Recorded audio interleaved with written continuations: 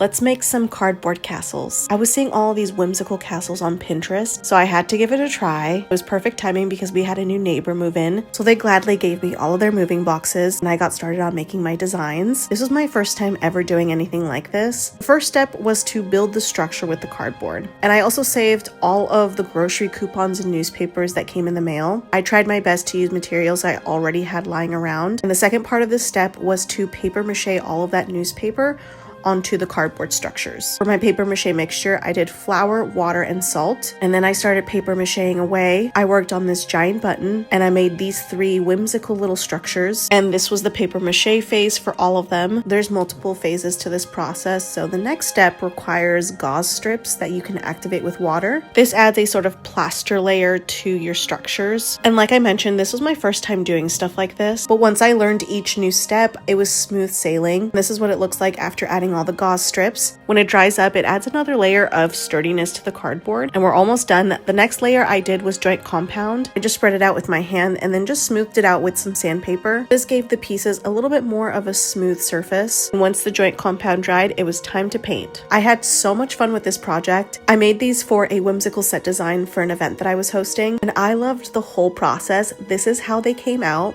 and honestly, I'm looking for more reasons to make more of these because they were so fun to make. I love how they turned out.